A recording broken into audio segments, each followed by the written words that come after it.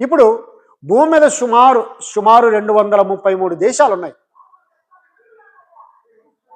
గమనించండి. ఈ దేశాలన్నింటికి వారి వారి దేశంలో ప్రధానులు, ప్రెసిడెంట్లు ఉన్నారు. వారి అధికారం చెలాయించబడుతుంది. మరి భూమి అంతటి మీద, భూలోకం అంతటి మీద ఎవరికి అధికారం ఉంది? భూలోకం అంతటి మీద ఎవరు సర్వోన్నతులు అసలు? కాబట్టి కొన్నిసార్లు ప్రపంచ యుద్ధం జరిగినప్పుడు 1945 ఆ మధ్య 47 మధ్యకాలంలో ప్రపంచ యుద్ధాలు జరిగినప్పుడు ఎక్కడ చూసినా భీకరంగా ఎవరికి వారు యుద్ధాలు చేసుకుంటూ ఉన్నారు. భూగోళం మండిపోతుంది. కాబట్టి నానాజాతి సమితి అనేది ఉండింది. తర్వాత అది ఐక్యరాజ్య సమితిగా మారింది అనుకోండి. అప్పుడు 100 దేశాలు దాంట్లో సభ్యత్వం తీసుకుంటే అందులో ఒకరిని సెక్రటరీగా, జనరల్ సెక్రటరీ, ఐక్యరాజ్య సమితి జనరల్ సెక్రటరీగా ఎన్నుకున్నారు. గమనించారా? అతడి మాట ఈ దేశాలన్నీ వింటాయనుకుంటున్నారు, కానీ వినట్లేదు. కాబట్టి అతడు ఏమన్నాడంటే, చాలా జాగ్రత్తగా ఆలోచించండి.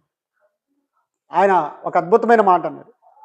జీసస్ క్రైస్టే ఈ భూలోకాన్ని కాపాడాలి. చేతులు ఎత్తేసాడు. ఎవరు కాపాడాలట? జీసస్ క్రైస్టే ఒక రోజు వచ్చి ప్రాణాన్ని అర్పించి వెళ్ళిపోయాడు ఈ ప్రపంచాన్ని కాపాడటానికి. దేవుడు కూడా ఆయన్ను లోకమందంతటి మీద క్రీస్తుగాను, ప్రభుగాను నియమించాడు. అతడికి భూమి మీద సర్వాధికారం ఇవ్వబడింది. దేవునికి స్తోత్రం. కాబట్టి ప్రియమైన దేవుని వారలారా, కొన్ని నిమిషాలు దేవుని మాటలు విందాం. పరిశుద్ధ గ్రంథంలోకి వెళ్దాం. ఆదికాండము 14వ అధ్యాయం 19వ వచనం. ఆదికాండము 14వ అధ్యాయం 19వ వచనం. అప్పుడు అతడు అబ్రహామును ఆశీర్వదించి ఆకాశమునకును భూమికిని సృష్టికర్తయును సర్వోన్నతుడునైన దేవుని వలన అబ్రాము ఆశీర్వదింపబడును గాక. ఆకాశమునకును భూమికిని సృష్టికర్త అయిన సర్వోన్నతుడైన దేవుడు. అబ్బా, దేవుడు ఎలాంటి వాడు అని అంటే, ఆకాశానికి భూమికిని సృష్టికర్త అయిన దేవుడు, సృష్టికర్త అయి సర్వోన్నతుడైన దేవుడు. ఏటట?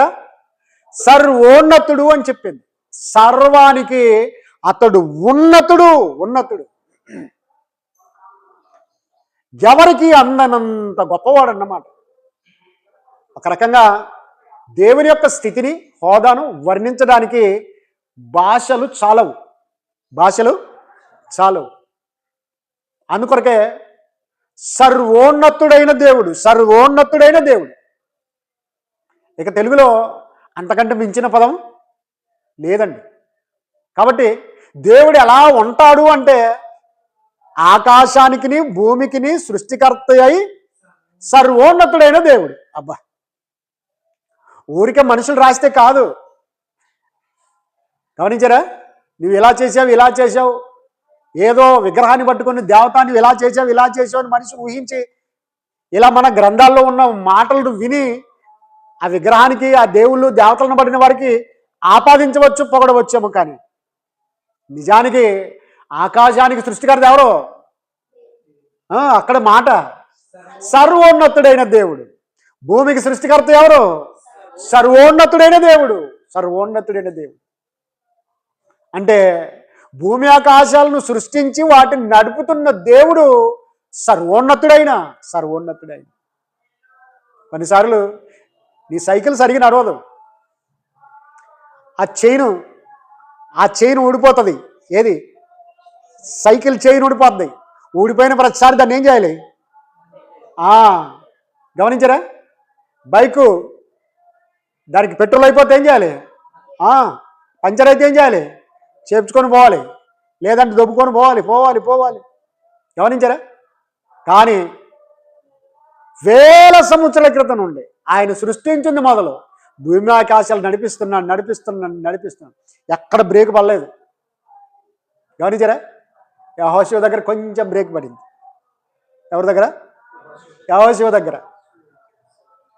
ఆయన బ్రేక్ వేసాడు. ఎవరు? దేవుడు బ్రేక్ వేసాడు. యెహోషువ చేతుల్లో లేదు. ప్రార్థన చేసేవాడు మాత్రమే. బ్రతిలాడుకున్నాడు, నేను ఆమెను యుద్ధం చేస్తున్నావు, మరి పొద్దు గుంగుతుంది, యుద్ధం ఆపేయాలి, కనుక ఇప్పుడు ఏం చేయాలి దేవా అనగాని దేవుడు చెప్పేశాడు, ఇలా ఆజ్ఞాపించు, నువ్వే చెప్పయ్యా. కొంచెం బ్రేక్ ఆయన చేతుల్లోకి ఇచ్చేసాడు. ఇచ్చాడా? మొన్న 15 లక్షల కారు, ఎన్ని లక్షలు? 15 లక్షల కారు ఫస్ట్ ఫ్లోర్లో ఉంది. కారు షోరూమ్ ఉంటుంది కదా, ఫస్ట్ ఫ్లోర్లో ఉంది. వీళ్ళు ఏం చేశారంటే ఆ ఇంటి ఆయన తన భార్యకి ఇచ్చాడు, ఇదిగో ఆ నిమ్మకాయ దొక్కించాడు. ఏం దొక్కించాలా? ఇదొక పిచ్చి. కానీ నిమ్మకాయని దొక్కినట్లే మనుషులు కూడా దొక్కుతుందని తెలియదు వాళ్ళకి. గమనించారే? నిమ్మకాయకి దయ్యం భయపడుతుందా? భయపడుతుందా? ఏదో తోటలోకి వచ్చింది, నిమ్మకాయ తోటలోకి రాదేంటి? ఈ నిమ్మకాయ ఒక్కదాన్ని చూసి పారిపోతుందా? మూఢనమ్మకం చూడండి. ఆమె ఆ నిమ్మకాయని దొక్కించడానికి పోయి యాక్సిలేటర్ దొక్కింది. అంతే. మొదటి అంతస్తు నుంచి కారు ఎక్కడికి వచ్చి పడింది? కింద వచ్చి పడింది. అంత అద్దాలన్నమాట. అద్దాల మేడ. ఆ అద్దాల మేడలో ఈ కార్ల షోరూమ్ ఉంది. ఇది 15 లక్షలు బేరం ఆడి అంత డబ్బులు కట్టేసి ఓపెన్ చేద్దాం అని భార్యను తీసుకొని వచ్చి ఇదిగో ఆ నిమ్మకాయ దొక్కించాను. ఆ ఎక్సిలేటర్ దొక్కేటప్పటికి కిందికి దూకింది.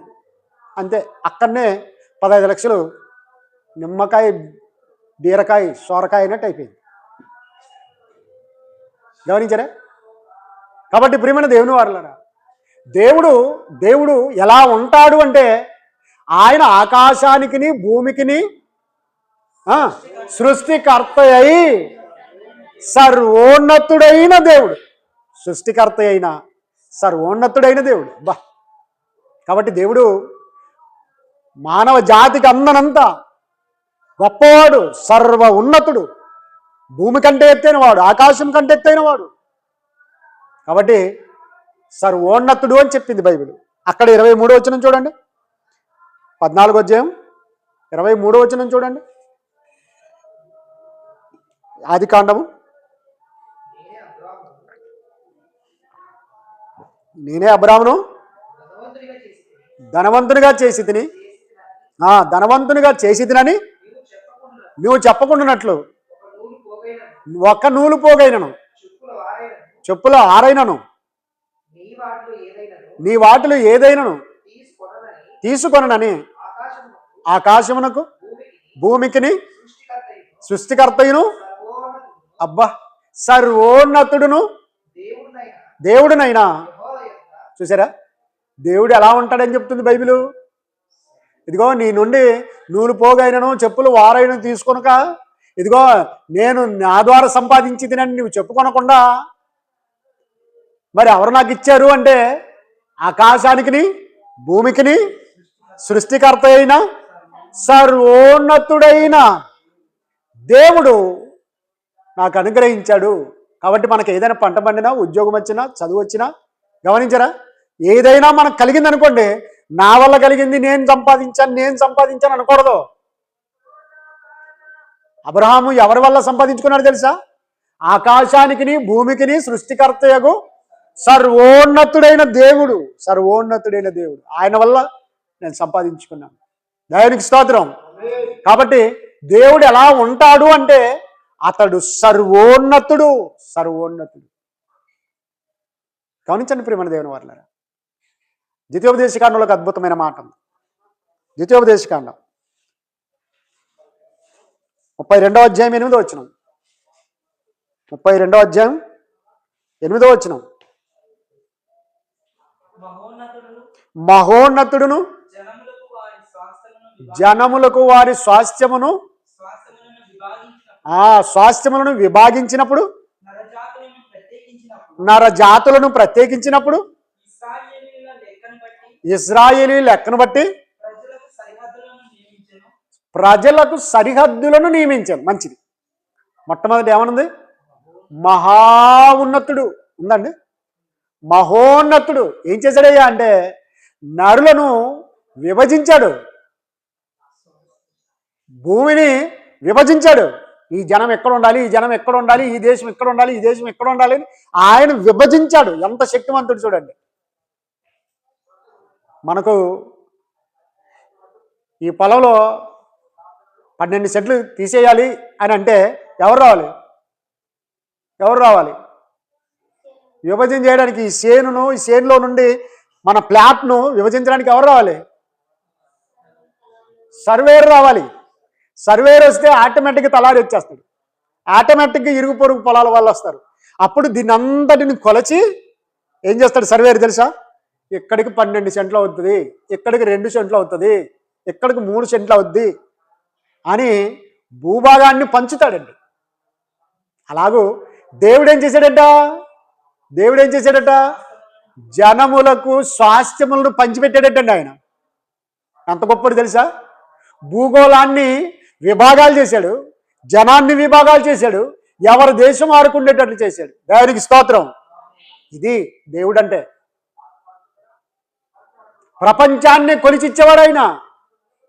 భూమిని ఆయన తన జానతో కొలిచాడట. దేనితో? జానతో కొలిచాడట. నువ్వు జానతో కొలిస్తే ఏమైపోద్ది తెలుసా? నీ జాన పోతుంది, నీ చెయ్యి పోతుంది, కొలవలేవు, నీ వల్ల కాదు. అందుకొరకే దేవుడు ఎలా ఉంటాడు అంటే ఆయన సర్వోన్నతుడు. ఇక్కడ ద్వితీయోపదేశకాండం చెప్పబడింది మహా ఉన్నతుడు. అదే ద్వితీయోపదేశకాండం 33వ అధ్యాయం 26వ వచనం చూడండి. ద్వితీయోపదేశకాండం 33వ అధ్యాయం 26వ వచనం. యెషూరును దేవుని పోలినవాడు ఎవడును లేడు,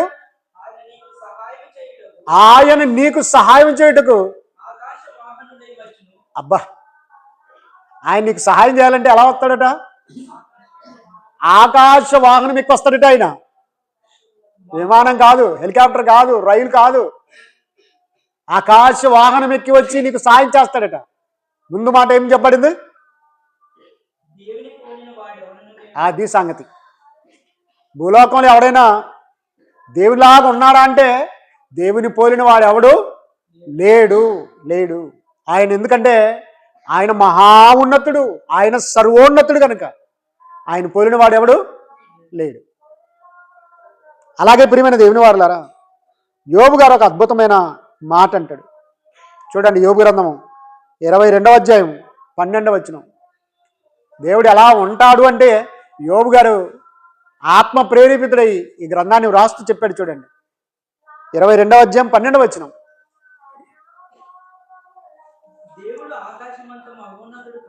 అబ్బా, దేవుడు ఆకాశమంత మహోన్నతుడు కాడా? ఆ నక్షత్రముల ఔన్నత్యమును చూడుము, అవి ఎంత పైగానున్నవి. దేవునికి ఏమి తెలియను? మంచిదండి. మొట్టమొదటి మాట మీరు బాగా ఆలోచన చేస్తే ఏమనుంది? విమానం దగ్గరికి వెళ్ళి చూసాం, విమానం లోపలికి వెళ్ళి చూసాం. ఢిల్లీకి ప్రయాణం, బొంబాయికి ప్రయాణం ఎక్కి తీరాల.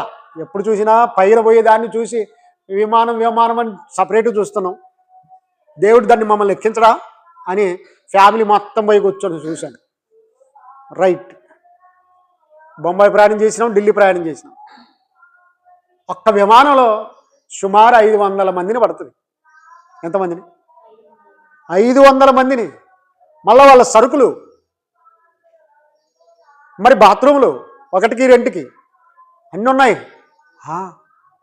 ఇంత పెద్దగానా? తర్వాత దాంట్లోనే కిచెన్ అంటే వంటశాల, వంటలు ఉండేవాళ్ళు, వంటలు తీసుకుని వచ్చేవాళ్ళు.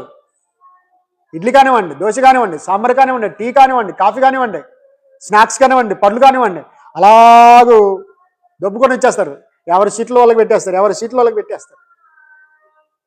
మరి సీటు ముందు ప్రతి ఒక్కరికి ఏముంటుంది తెలుసా? సీటు వెనకాల ఇలా ప్లేట్ పెట్టుకోవడానికి దాన్ని ఏమంటారు, ప్యాడ్ ఉంటుంది ప్రతి సీటు వెనకాల. అమ్మాయ్యా, గమనించారా? 500 మందిని తీసుకొని ఇంకా ఎక్స్ట్రా ఉంటారు, సిబ్బంది ఉంటారు. అంతకంటే ఎక్కువ మందిని తీసుకొని అలాగూ పైకి ఎగిరిపోతే పైకి వెళ్ళిన తర్వాత ఎంత కనిపిస్తుంది అండి మనకు? ఇక్కడ నుండి చూస్తే ఎంత కనిపిస్తుంది?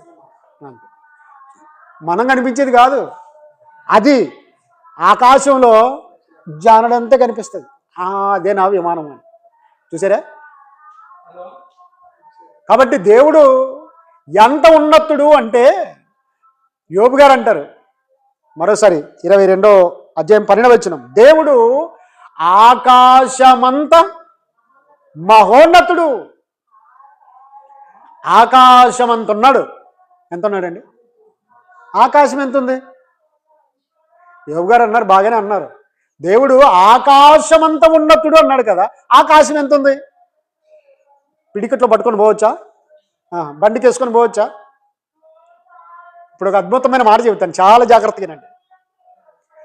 ఆకాశమంతా ఉన్నవాడు కదా, ఆకాశమంతా ఉన్నవాడు కదా, ఆయన్ని పట్టుకొని చంపగలమా?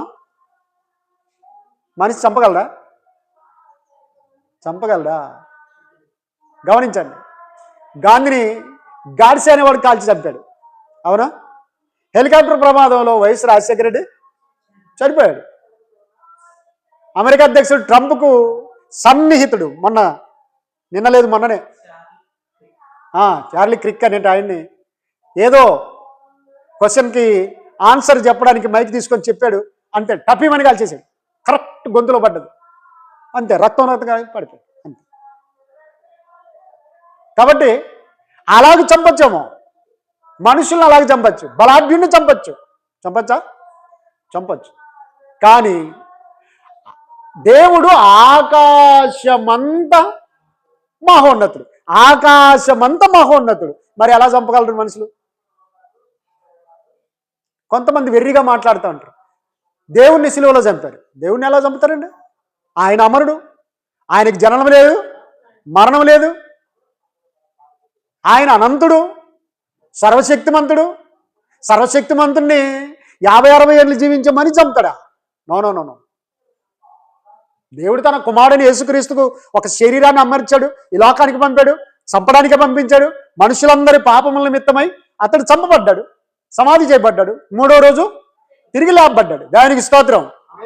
కానీ దేవుణ్ణి ఎవడు చంపలేదు. బోటక ప్రసంగాలు చేస్తా ఉన్నారు కొందరు. నో. దేవుడు ఆకాశమంత ఉన్నతుడు. ఎవ్వడు అతన్ని అందుకోలేడు, తాకలేడు. ఇవాళ కూడా సైంటిస్టులు ఎన్ని ప్రయోగాలు చేసినా ఆకాశపు అంచులు కనుగొనలేకపోయారు. చంద్రమండలం మీదకి వెళ్ళారు, శుక్రగ్రహం మీదకి వెళ్ళారు, ఇంకో గ్రహం మీదకి వెళ్ళారు, ఎంతంత తిరుగుతారు. కానీ చివరికి సైంటిస్టులు అందరూ ఏం చేశారంటే, సృష్టి అనంతం, లెక్కల్లోకి రాదన్నమాట. లెక్క అనంతం. కాబట్టి ఈ విశ్వం అనంతమని చేతులు ఎత్తేశారు. ఎప్పటికైనా చేతులు ఎత్తేయాల్సిందే. కాబట్టి ప్రియమైన దేవుని వారలారా, దేవుడు ఎంత ఉన్నాడు? ఎలా ఉన్నాడు? ఆకాశమంత మహోన్నతుడు. దేవుడు ఎలా ఉంటాడంటే చెబుతున్నాడు యోబు గారు, దేవుడు ఆకాశమంత మహోన్నతుడు. ప్రియమైన దేవుని వారలారా, లేఖన భాగాన్ని ఇలాగో ఆలోచన చేస్తే 36వ అధ్యాయం యోబు గ్రంథం 26వ వచనం, యోబు గ్రంథం 36:26,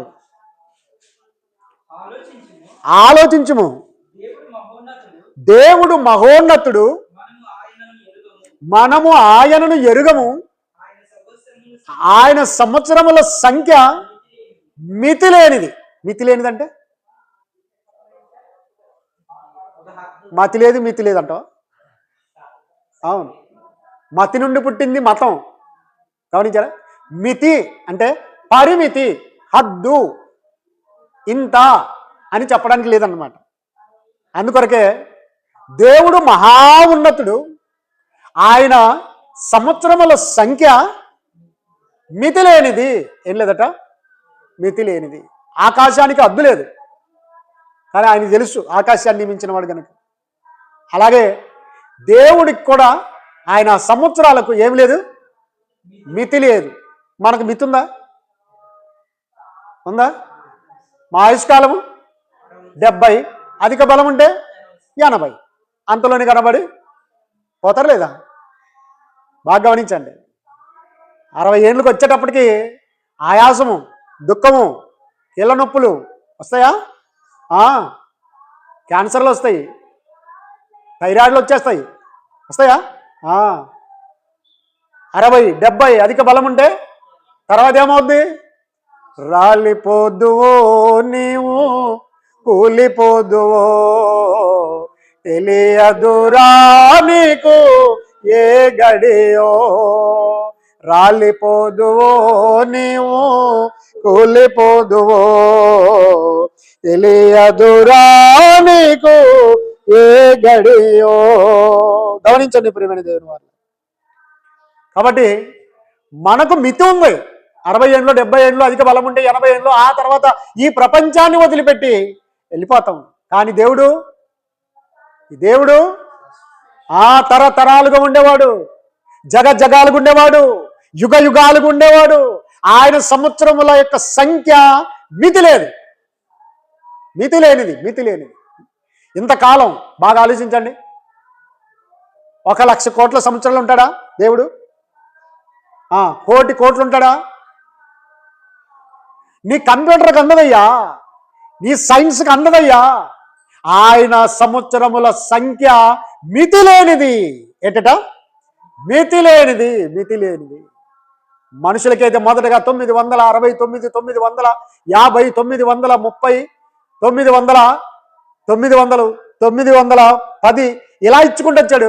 తర్వాత 200కి వచ్చింది, 110కి వచ్చింది, 120కి వచ్చింది, 110కి వచ్చింది, ఇప్పుడు 70కి వచ్చింది. ఇంకా ఇంకా ఇంకా ఇంకా తగ్గిపోతాం. కాబట్టి మన సంవత్సరాలకు మితి ఉంది, కానీ దేవుని సంవత్సరముల సంఖ్య మితి లేనిది. దేవుడు ఎలా ఉంటాడంటే ఆయన ఆయుష్కాలం మితి లేనిది. ఏం లేనిది?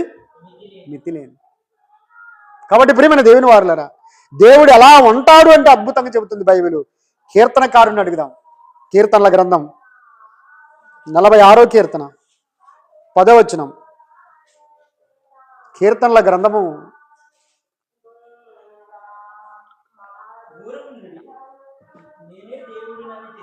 అబ్బా ఊరకుండుడి. ఏంటట అంటే దాని అర్థం ఏంటి? డాక్టర్ గారి దగ్గరికి వెళ్ళినప్పుడు, ఎప్పుడైనా ప్రైవేట్ డాక్టర్ దగ్గరికి వెళ్ళండి, అక్కడ చిన్న బోర్డు ఉంటుంది. ఏమంటుంది తెలుసా? Silence, doctor is here. Doctor ఇక్కడ ఉన్నాడు, నిశ్శబ్దం అని ఉంటుంది. అవునా?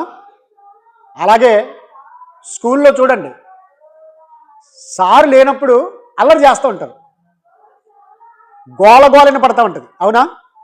సార్ లేనప్పుడు, టీచర్ లేనప్పుడు స్కూల్ అంతా గోలగోల. తన్నేవాడు తన్నుకుంటుంటాడు, గిచ్చేవాడు గిచ్చుకుంటుంటాడు, నోట్స్ బారిచేటోడు ఉంటాడు, పెన్ను బారిచేటోడు ఉంటాడు. గమనించారా?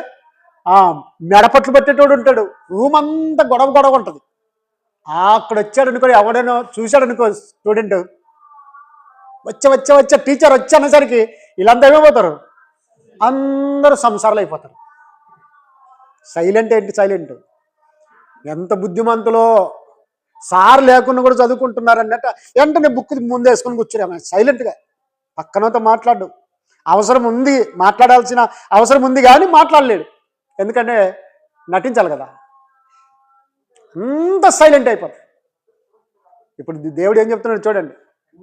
ఓరకుండు అంటే పిచ్చి చేష్టలు చెయ్యొద్దు, పిచ్చి మాటలు మాట్లాడొద్దు.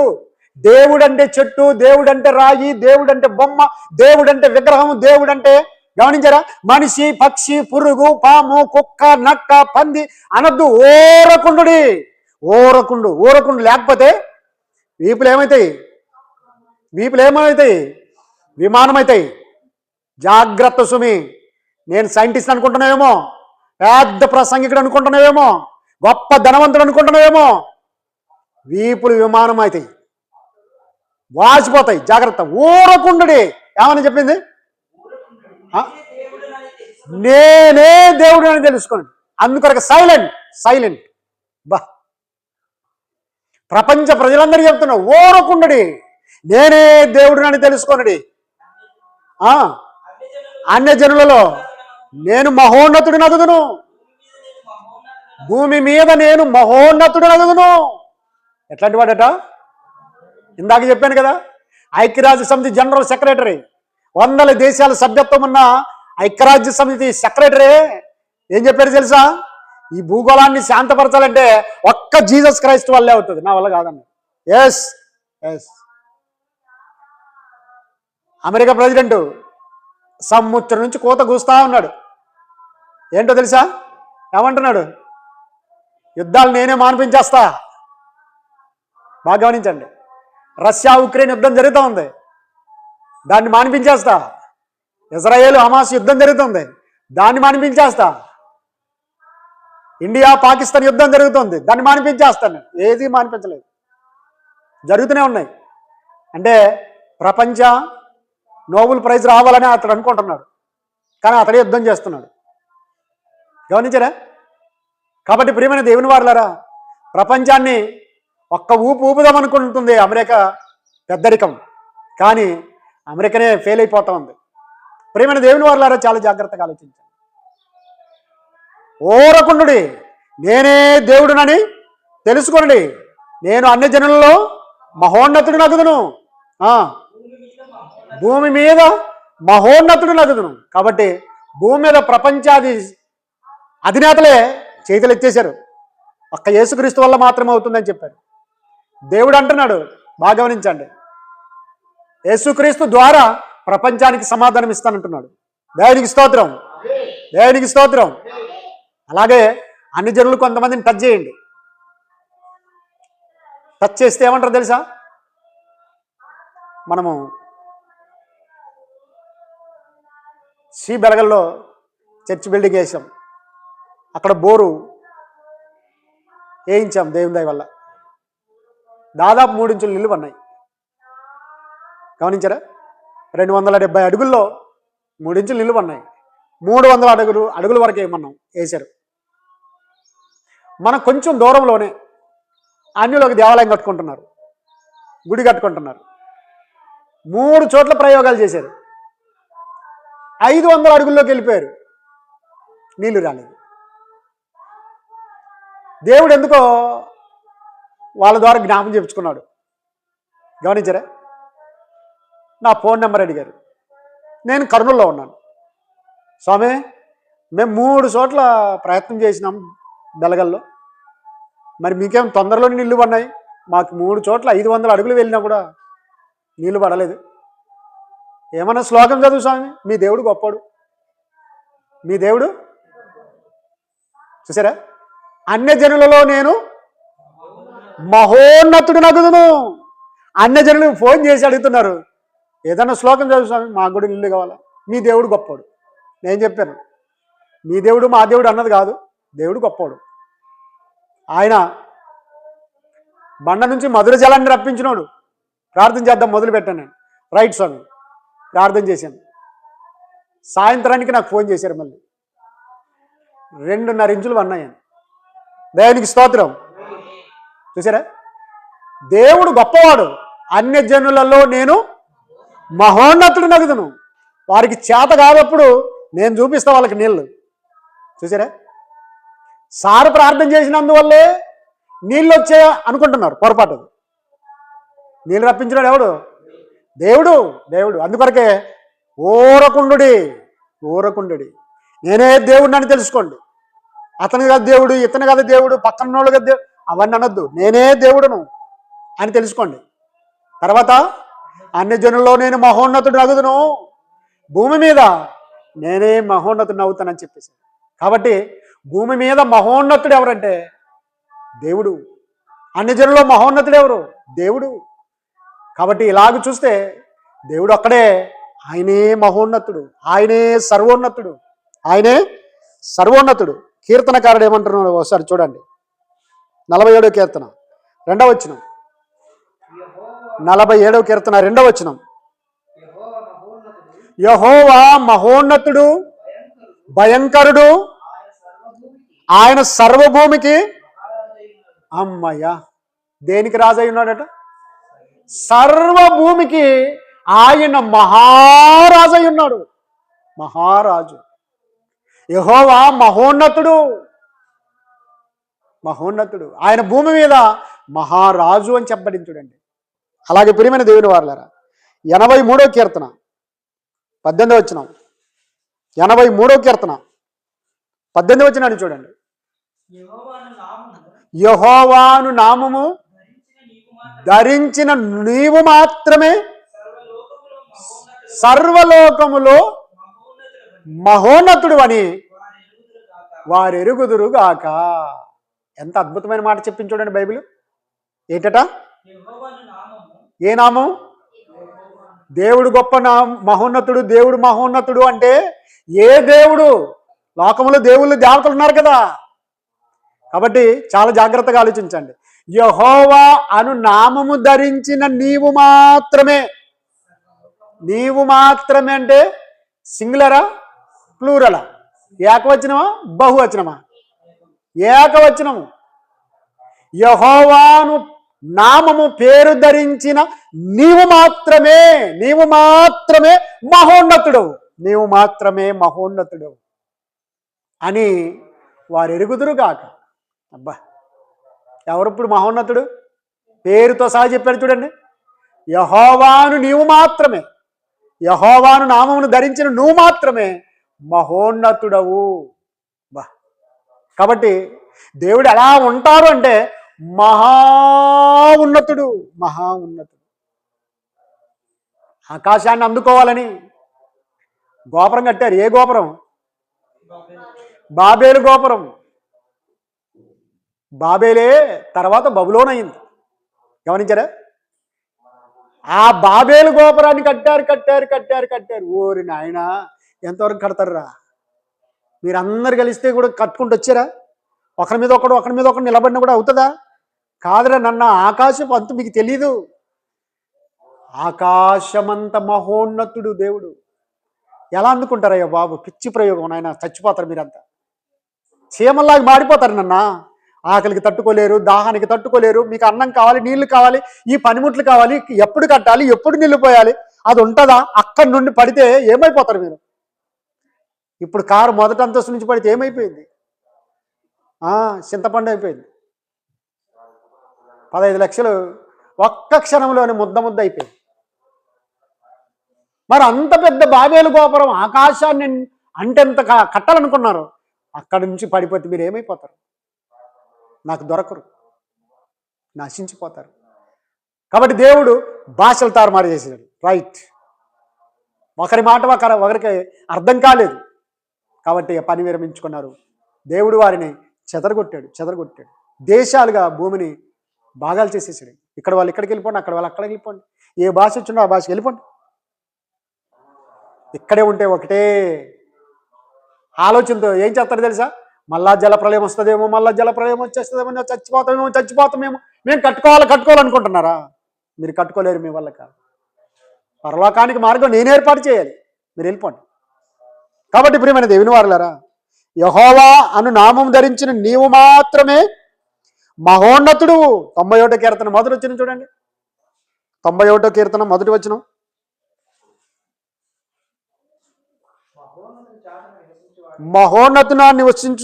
మహోన్నతుని చాటున నివసించువాడే సర్వశక్తుని నీడను విశ్రమించువాడు. ఎండాకాలం పొలంలో నుండి అలా వస్తున్నవాడు, ఒక పెద్ద చెట్టు ఉందనుకోండి, నీడ ఉంటే ఏం చేస్తారు? ఊరికి దారిని పోయే వాళ్ళు కూడా ఏం చేస్తారు తెలుసా? కొంచెం నీడ ఉందంటే పానం ఆ నీడ చాటుకి వెళ్ళిపోతుంది. నువ్వు పోల్చింది ఈ రూట్ కదంటే నీడ అక్కడ ఉంది. ఎక్కడ? ప్రాణం ఎండకు తల్లడిల్లిపోతుంది. కాబట్టి ఎక్కడ చిన్న నీడ కనిపించిన కూడా నీడ నుండి పోదాం అనిపిస్తుంది. అవును, మహోన్నతుని చాటున నివసించువాడు, సర్వశక్తుని నీడను విశ్రమించువాడు. ఆయన నీడ నీకు నిద్రనిస్తుంది, విశ్రాంతినిస్తుంది, నెమ్మదినిస్తుంది. కాబట్టి ప్రియమైన దేవుని వారలారా, దేవుడు ఎలా ఉన్నాడు అంటే మహోన్నతుడిగా ఉన్నాడు, సర్వోన్నతుడిగా ఉన్నాడు. దేవునికి స్తోత్రం. 92వ కీర్తన 92వ కీర్తన మొదటి వచనం నుండి. మహోన్నతుడా, నీ నామమును కీర్తించడం మంచిది. ఉదయమున నీ కృపను, ప్రతి రాత్రి నీ విశ్వాస్యతను. భక్తుడు ఎంత చక్కగా చెబుతున్నా తెలుసా? మహోన్నతుడా, నిన్ను కీర్తించుట మంచిది, నిన్ను స్తుతించడం మంచిది. కాబట్టి భూమి మీద ఉన్న 860 కోట్ల మంది అయినా సరే మహోన్నతుని స్తుతించాలి, మహోన్నతుని కీర్తించాలి, ఆయన నీడను విశ్రమించాలి. ఆయన మహోన్నతుడు. నీవు ఇంతలో కనబడి అంతలో మాయమైపోవు, ఆవిరి వంటి వాడవు, ఆవిరి వంటి వాడవు. కాబట్టి ఆయనైతే మహోన్నతుడు, శాశ్వతంగా ఉండేవాడు ఆయన. కాబట్టి ప్రియమైన దేవుని వారలారా, దేవుడంటే ఏంటన్న సంగతిని ఆలోచించండి. యెషయా గ్రంథంలోకి వెళ్ళండి, అద్భుతమైన మాటలు చెబుతుంది. 14వ అధ్యాయం 14వ వచనం చూడండి. యెషయా గ్రంథం,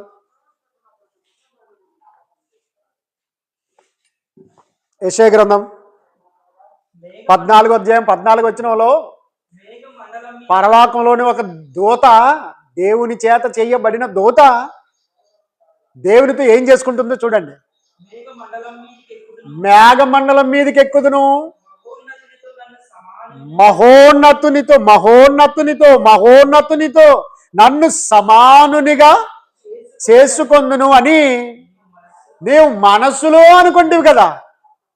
ఎక్కడ అనుకున్నావు? ఎక్కడ అనుకున్నారు? మనస్సులో అనుకుందట. ఎవరితో సమానునిగా? మహోన్నతుడైన యెహోవాతో సమానునిగా ఉండాలనుకుందట. అబ్బా, కొన్నిసార్లు మన వాళ్ళు కూడా వాక్యం సరిగా అర్థం చేసుకోకుండా, వాక్యం సరిగా వినకుండా, దేవుడు అనే గ్రహింపు లేకుండా ఏమంటారు తెలుసా? సాతానంటూ కూడా సామాన్యుడు కాదు. ఏంటట? సాతానంటే సామాన్యుడు కాదు. మరి ఏంటి అంటే ఏమంటారు బాలసుందరం? ఎవరితో? ఎవరితో అంట? దేవునితో అని మనుషులను పోలిస్తారు. ఏం తెలుసా? అధికార పక్షానికి ప్రతిపక్షానికి ఎట్లుంటుందో అట్లా. ఏందనుకున్నావు? దేవునంత శక్తి దేనికి? రైట్. ఒకవేళ దేవునంత శక్తి ఉంటే ఎవరికి? సాతానుకు, అపవాదికి, దెయ్యానికి, ఏదో పేర్లు ఉన్నాయి. దేవునంత శక్తి ఉంటే అది మరొక ఆదామును సృష్టించాలి. దేవునంత శక్తి ఉంటే అది కూడా ఒక భూలోకాన్ని సృష్టించాలి. సృష్టించాలి లేదా? సృష్టిస్తుందా? ఒక చెట్టును కూడా సృష్టించలేదు, గడ్డి పరకను కూడా సృష్టించడానికి దానివల్ల కాదు. ఎందుకంటే దేవుడు ఎలా ఉంటాడంటే సర్వ సృష్టికర్త అయి ఉంటాడు, సర్వాన్ని సృష్టించిన వాడే ఉంటాడు. ఇప్పుడు మీరు బాగా ఆలోచించాలి. ఈ సాతాను మొదటిగా ఎలా ఉండింది? దూతగా ఉండింది. దూతను ఎవరు చేశారు? దూత వచ్చి దేవుని చేసిందా? కాబట్టి సాతాను సృష్టికర్త కాదు, దేవుడైతే సృష్టికర్త. కాబట్టి ప్రియమైన దేవుని వారలారా, లేఖన భాగాన్ని ఆలోచన చేస్తే ఏమనుంది? అది సంగతి. మహోన్నతునితో నన్ను సమానునిగా చేసుకుందునని నీవు మనసులో అనుకుంటివి కదా. రైట్. అక్కడ అనుకుంది, అక్కడ దంతే ఎక్కడ పడింది? మనోళ్ళు మాట్లాడుతుంటాం. మన వాళ్ళు ఏం మాట్లాడుతుంది తెలుసా? 6 అడుగులు మనిషిని పట్టుకుని తొక్కుతో భూమిలోకి అంటాడు. తొక్కితే ఒక పల్లిరియాగులు లోపలికి పోదు. భూమిలోకి పోతుందా? ఎక్కడ పోతుంది? వాని కాళ్ళలోకే పోతుంది. పల్లిరిగాయను కూడా భూమిలోకి తొక్కలేని వీడు 6 అడుగులు మనుషులు పట్టుకుని ఏమంటే భూమిలోకి తొక్కేస్తా అంటాడు. మరి కొన్నిసార్లు ఏమంటే తెలుసా? ఆ దేవుడు కూడా నిన్ను కాపాడలేడు అంటాడు. అబ్బా, ఇంతలోనే కనబడి అంతలోనే మాయమయ్యే అల్పమైన దానికా పారాటం, త్రాసు మీద ధూళి వంటి ఎత్తలేని నీటి వంటి స్వల్పమైన దానికా పోరాటం. బాగా గమనించండి. ఎంతలో కనబడి అంతలో మాయమైపోయి ఆవిరి వంటి వాడు భూమిలోకి దొక్కేస్తా అంటాడు. గమనించారా?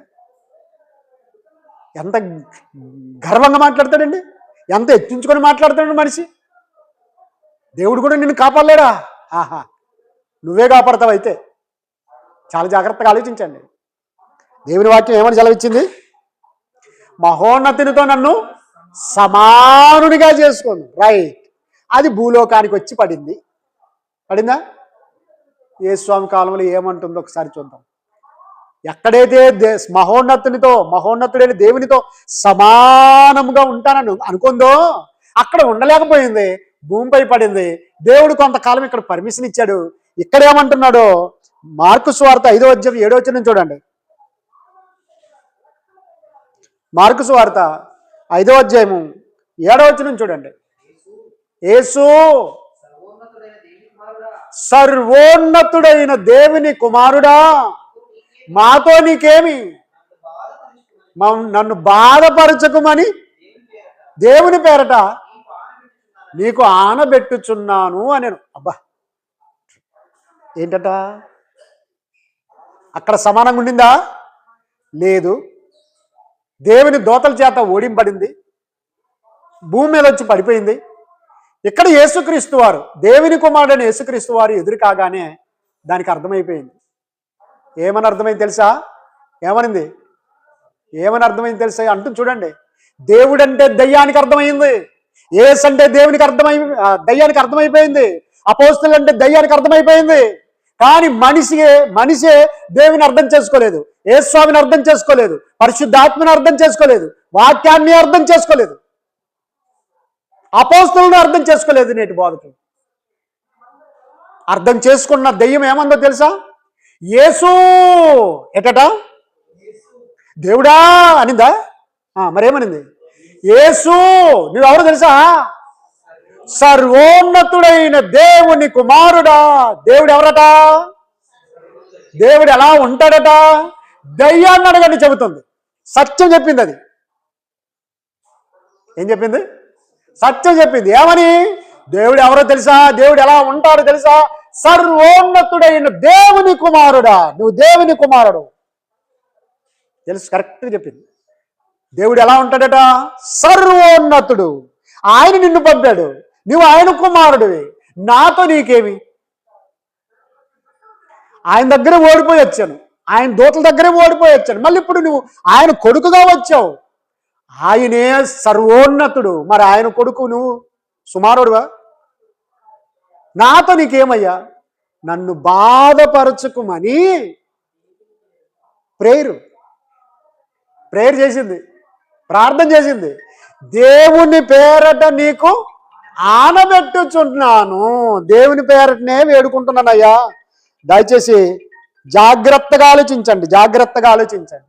దేవుని పేరట ఆనబెట్టుచున్నాను అని రాయబడింది. ఆనబెట్టుచున్నానంటే భుజం ఆనిచ్చేదా? ఆనబెట్టుచున్నారంటే మీకు అర్థం చెబుతాను. ఒక మాట చెబుతాను. ఒక 60-70 సంవత్సరాల క్రిందట మన భాష ఇందులో రాయబడింది. ఆన, గమనించారా? ఆన, దమ్మిడి, ఆన ఇవి ఉండేటివి ఒకప్పుడు. మన భాష కూడా ఎట్లుండేదంటే, నా పిల్లల మీద ఆన, నేను తీసుకోలేదు, నేను దొంగతనం చేయలేదు, అది ప్రమాణము, ఒట్టు పెట్టుకోవడం. నా మీద ఆన, లేదా వాణ్ణి చంపేంత వరకు ఈ ఆన, అంతే. ప్రమాణం చేస్తున్నాను, ఒట్టు పెట్టుకుంటున్నాను, వాడిని చంపేంత వరకు నాకు నిద్ర రాదు ఉంటాను. అంటే భాష సంగతి చెబుతున్నాను. ఆన అలాగూ 2000 సంవత్సరాల క్రితం ఆ భాష ఉండింది కనుక సాతాను కూడా ఏమనింది తెలుసా? యేసు సర్వోన్నతుడైన దేవుని కుమారుడా, నాతో నీకేమి, నన్ను బాధపరచకుమని దేవుని పేరట నీకు ఆనబెట్టుచున్నాను, నీకు ప్రమాణం చేస్తున్నాను. నన్ను బాధ పెట్టద్దు, నన్ను బాధ పెట్టద్దు. ఎందుకు బాధ పెట్టద్దు? పరలోక భాగ్యాన్ని పోగొట్టుకున్నాను, నేనే బాధలో ఉన్నాను, ఇంకా బాధ పెట్టద్దు నన్ను. సరే, కాబట్టి దేవుడు ఎలా ఉంటాడని చెప్పింది సాతాను? సర్వోన్నతుడైన దేవుడు, సర్వోన్నతుడైన దేవుడు. అబ్బా, దేవుడు అనగానే ఎలా ఉంటాడు అంటే సర్వోన్నతుడు, సర్వోన్నతుడు. అలాగే ప్రియమైన దేవుని పిల్లలారా, చాలా జాగ్రత్తగా ఆలోచిద్దాం. దేవుని వాక్యంలో నుండి పరిశీలన చేస్తే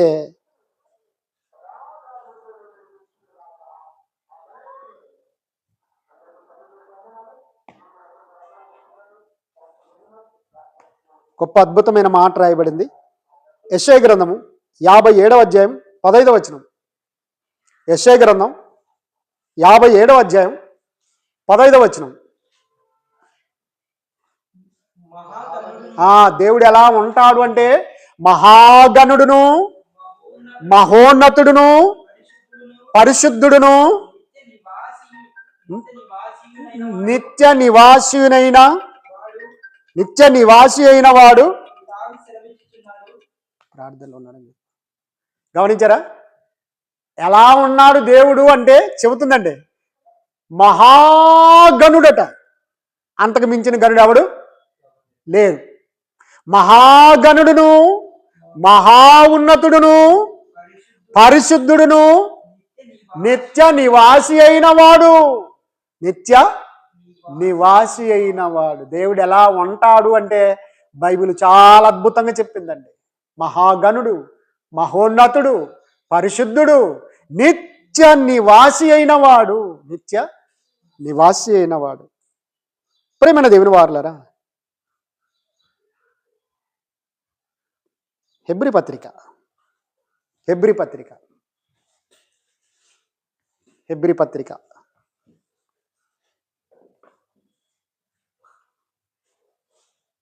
3వ అధ్యాయం 4వ వచనం చూడండి. 3వ అధ్యాయం 4వ వచనం.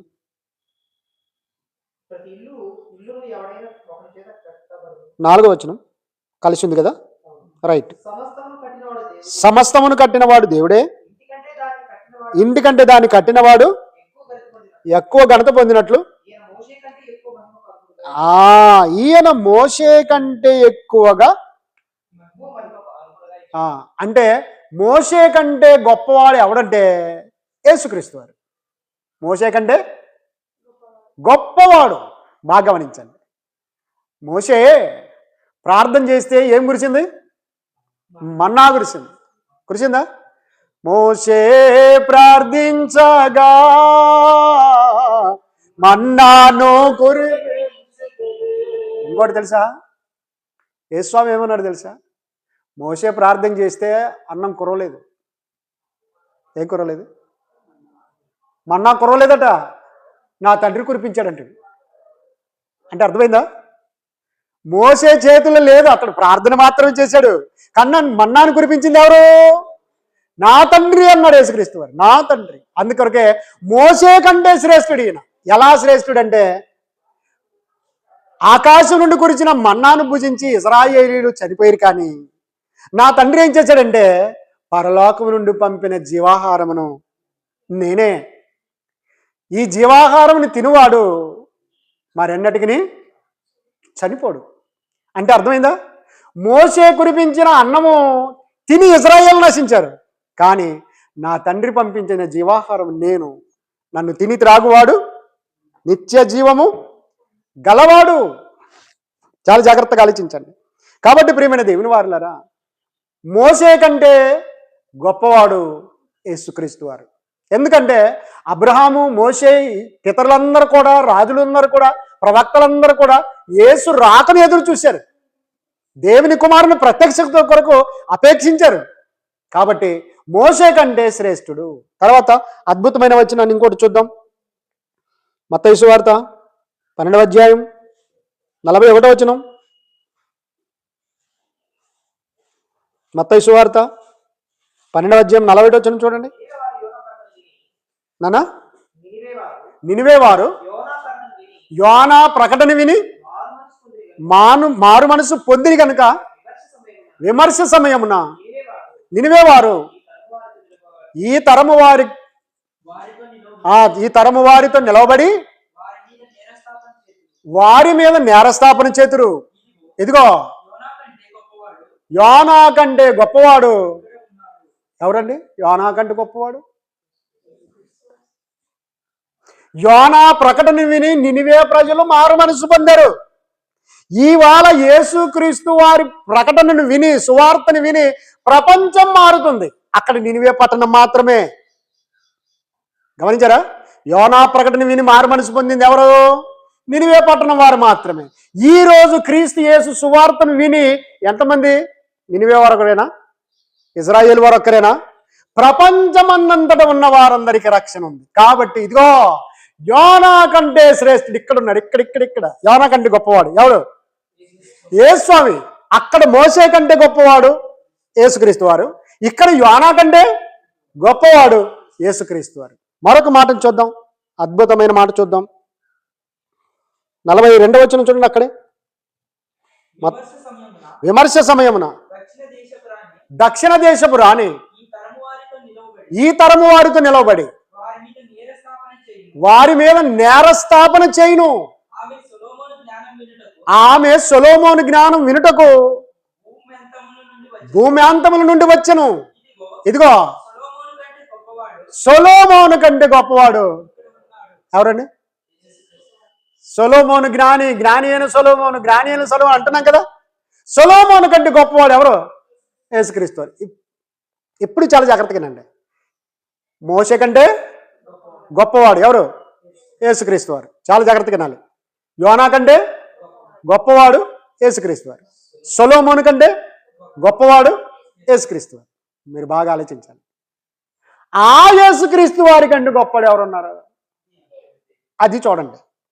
యేసుక్రీస్తు వారి కంటే ఎవరైనా గొప్పవారు ఉన్నారా అని ఆలోచన చేస్తే యేసుస్వామి మాటలే చూడండి. యోహాను సువార్త 14వ అధ్యాయం 28వ వచనం. నేను వెళ్ళి మీ వద్దకు వచ్చేదనని మీతో చెప్పిన మాట మీరు వింటిరి కదా.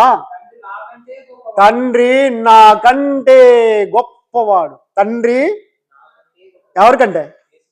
యేసుక్రీస్తు కంటే గొప్పవాడు. బాగా గమనించండి ప్రియమైన దేవుని వారలారా. రాజుల కంటే గొప్పవాడు యేసుక్రీస్తు వారు. ప్రవక్తల కంటే గొప్పవాడు యేసుక్రీస్తు వారు. పితరుల కంటే గొప్పవాడు యేసుక్రీస్తు వారు. భూజనులందరికంటే గొప్పవాడు యేసుక్రీస్తు వారు. యేసుక్రీస్తు కంటే గొప్పవాడు. ఎస్, ఆయన సర్వోన్నతుడు. బాగా ఆలోచించండి.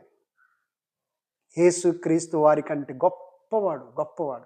ఆయనే చెప్పాడు, మనం చెప్పటం కాదు. ఈ స్వామే చెప్పాడు, నా తండ్రి నన్ను సముద్రం మీద నడిపించాడు, కానీ ఆయన సముద్రాన్నే సృష్టించాడు ఉట్టి మాట వల్ల. నేను వచ్చి సముద్రం మీద నడిచాను. ఇప్పుడు ఆయన నడవమంటే నడిచాను. అది కూడా గమనించారా? ఆయన చావమంటే చచ్చాను, కానీ చావులో నుండి మాత్రం నన్ను తిరిగి లేపింది నా తండ్రి. సర్వోన్నతుడు. దేవుడు ఎలా ఉంటాడు అంటే సర్వోన్నతుడు, మహోన్నతుడు. ప్రేమైన దేవుని వారలారా, చాలా జాగ్రత్తగా ఆలోచిద్దాం. హెబ్రీ 7వ అధ్యాయం 2వ వచనం.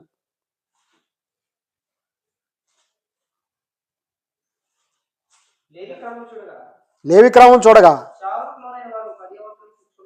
చావుకు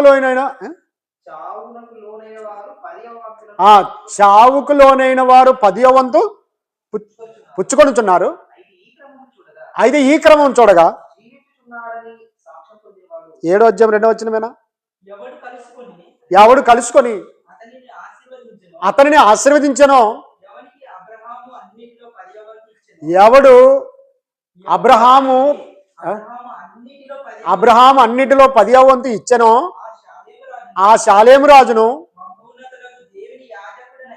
ఆ మహోన్నతుడైన దేవుని యాజకుడైన మెల్కీసెదెకు నిరంతరము. మంచిది. దేవుడు ఎలా ఉన్నాడట? మహోన్నతుడైన దేవునికి మెల్కీసెదెకు గారు యాజకుడై ఉన్నాడు. ఇతడు నిరంతరం యాజకుడు. నిరంతరము యాజకుడు. ఎవరికి యాజకుడు? దేవునికి. దేవుడు ఎలా ఉన్నాడు? మహోన్నతుడైన దేవునికి యాజకుడు. మహోన్నతుడైన దేవునికి యాజకుడు. ముగింపులోకి వచ్చేద్దాం. మొదటి రాజుల గ్రంథం 8వ అధ్యాయం 27వ వచనం. మొదటి రాజుల గ్రంథం 8వ అధ్యాయం 27వ వచనం. నిశ్చయముగా దేవుడు ఈ లోకమందు నివాసము చేయడు, ఆకాశ మహాకాశముల సహితము నిన్ను పట్టజాలవు. మంచిది మంచిది. మేము కట్టించిన ఈ చర్చ్ బిల్డింగ్ ఎలాగ పడుతుంది నిన్ను? నీవు ఎలాంటి వాడో తెలుసా? దేవుడు ఎలా ఉన్నాడో తెలుసా? ఆకాశ మహాకాశములు పట్టజాలనంత దేవుడవు నువ్వు. పట్టజాలవు. ఆకాశం పట్టదు, మహాకాశాలు ఇంకేమైనా ఉంటే కూడా పట్టవు. ఎవరిని పట్టవు? దేవుణ్ణి. దేవుడు ఎలా ఉన్నాడు? మహోన్నతుడు, సర్వోన్నతుడు. ఆకాశ మహాకాశములు పట్టజాలని దేవుడు. అంత గొప్పవాడండి దేవుడు, అంత గొప్పవాడు, అంత గొప్పవాడు. యేసుస్వామి చెప్పాడు, లాజరుని లేపినవాడు, చిన్నదాన్ని లేపినవాడు. లేపాడా యేసుక్రీస్తు వారు? సముద్రాన్ని గద్దించిన వాడు, తుఫాన్ని గద్దించిన వాడు, గాలిని గద్దించిన వాడు, దయ్యాలను పారగొట్టినవాడు. ఇంత శక్తివంతుడైన యేసుక్రీస్తు అంటున్నాడు, నా తండ్రి నాకంటే గొప్పవాడు, నాకంటే గొప్పవాడు. సొలొమోను గారిని అడిగితే, ఆకాశ మహాకాశములు సైతము నిన్ను పట్టజాలవు. పట్టజాలవు. అంత గొప్ప దేవుడు. నేను కట్టించిన దేవాలయం పడుతుందేమయ్యా నిన్ను? బాగా గమనించండి. కాబట్టి ప్రియమైన దేవుని వారలారా, దేవుడు ఎలా ఉంటాడు అంటే మహోన్నతుడు, సర్వోన్నతుడు, సర్వోన్నతుడు. చివరి వచనం చూసుకుందాం. 1 కొరింథీ పత్రిక 11వ అధ్యాయం 3వ వచనం.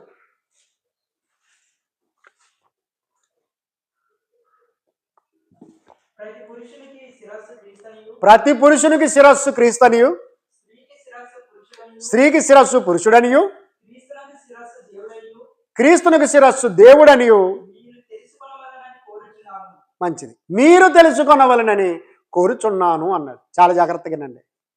చాలాసార్లు పెళ్లి సందర్భంలో మాత్రమే ఈ మాటలు వింటూ ఉంటాం.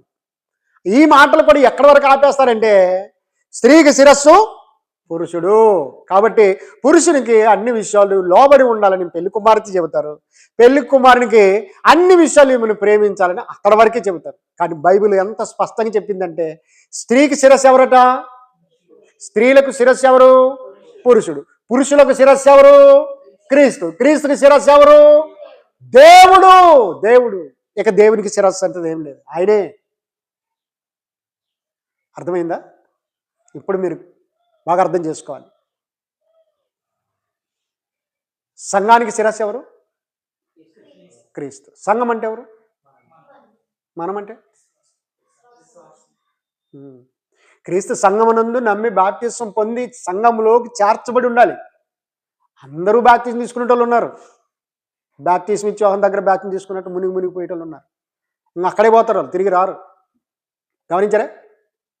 అలాగూ తండ్రి కుమార పరిశుద్ధ ఆత్మలో బాప్తిస్మం పొంది క్రీస్తు సంఘములో, సంఘము అంటే ఆయన శరీరము, ఆయన శరీరము, ఆయన శరీరములో మనమందరము ఆ అవయవములై ఉన్నాము.